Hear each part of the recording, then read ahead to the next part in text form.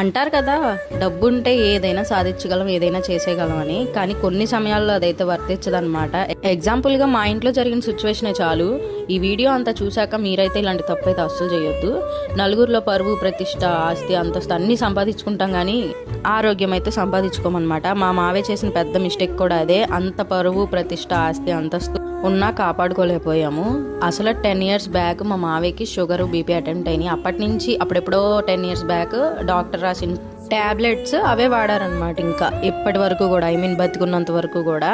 అక్కడే పెద్ద మిస్టేక్ జరిగిపోయింది. మా మావయ్యకి చాలా నాలెడ్జ్ ఉండింది అనమాట, సొసైటీ మీద కానీ, డబ్బు ఎట్లా సంపాదించాలి, బిజినెస్ ఎట్లా చేయాలి, ఏంటి A to Z అన్ని. బట్ తన ఆరోగ్యం మీద తనైతే శ్రద్ధ చూపించలేదు. సో ఎట్లా చేసేసుకున్నారు చేతులారా. సో 10 years నుంచి ఆ టాబ్లెట్స్ కంటిన్యూ చేయడం వల్ల అవైతే కిడ్నీస్ మీద అయితే ఎఫెక్ట్ అయిపోయి కిడ్నీస్ పూర్తిగా పాడైపోయినాయి. అండ్ దట్టు ఇంకొక మ్యాజికల్ థింగ్ ఏంటంటే, మా మావయ్యని ఇట్లా ఆయాసం వస్తుందని చెప్పి హాస్పిటల్లో జాయిన్ చేశాక, ఈసీజీ ఎకో చేశాక డాక్టర్స్ చెప్పిన మాట ఏంటంటే 4 days బ్యాకే స్ట్రోక్ వచ్చిందని. అసలు స్ట్రోక్ వచ్చిన విషయం మా మావయ్యకే తెలియదు, తనకు వచ్చింది అట్లా అని. మరి మాకు తెలియదు ఇంకా. బట్ గ్యాస్ నొప్పి అనుకొని గ్యాస్ టాబ్లెట్స్ ఓతేగ మింగారు. మేము అట్లనే అనుకున్నాము, ఎందుకంటే బయట ఫుడ్ కొద్దిగా ఎక్కువగా తీసుకుంటారు.